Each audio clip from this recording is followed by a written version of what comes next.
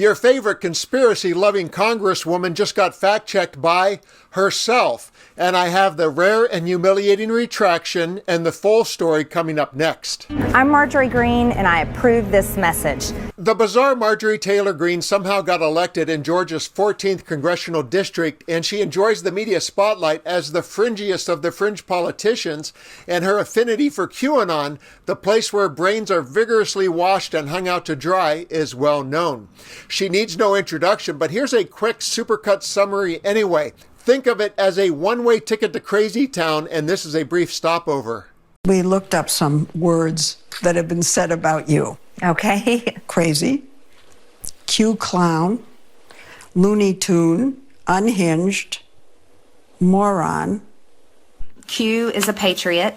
We know that for sure, but we do not know who Q is. People believe that Q is someone very close to President Trump. Can you tell me why so many people that support Donald Trump love conspiracy theories, including yourself? He seems to attract lots of conspiracy theorists. Well, let me tell you, you're a conspiracy theorist, and the left and the media spreads more conspiracy theories. We like the truth. We like supporting our Constitution, our freedoms, and America first. So, what about Jewish space lasers? Tell us about Jewish space lasers. No, why don't you go talk about Jewish space lasers? And really, why don't you fuck off? How about that? Thanks. Thank you very much. Coming up in just a minute is her false statement and the unprecedented retraction that followed. But first, let's explore this week in Marjorie Taylor Greene. Just a couple of days ago, it appeared that she may have turned over a new leaf as she started a catfight with Donald Trump's new racist and conspiracy-loving workplace wife, Laura Loomer.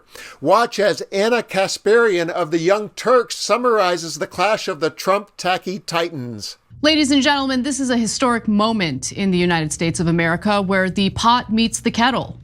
Because you have Marjorie Taylor Greene calling out Laura Loomer for her racism.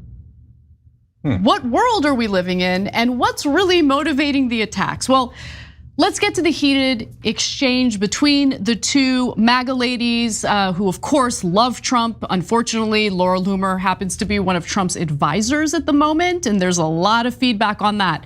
But this all started when Laura Loomer tweeted this, and apparently Marjorie Greene is not in favor of it.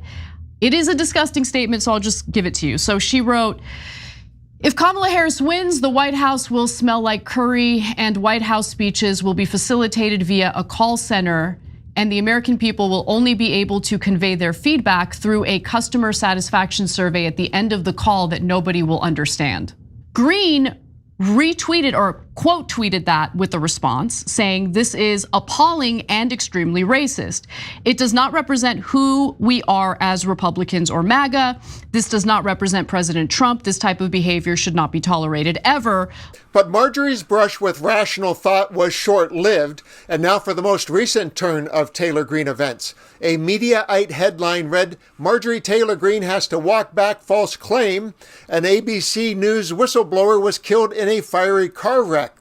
The article went on to say that Greene made an unfounded claim that a supposed ABC whistleblower set to expose collusion between the network and the campaign of Vice President Kamala Harris had died. The ex-post the article is referencing read, the ABC whistleblower who claimed Kamala Harris was given debate questions ahead of the debate has died in a car crash, according to news reports, which of course implies that a nefarious deep state plot was in play, and she doesn't cite any source whatsoever. Mediaite went on to say, the supposed whistleblower has been touted for days on X and other social media, including prominently on Truth Social by Donald Trump, who believes ABC is under investigation for the debate, which he continues to claim was unfair and rigged, while also saying he won.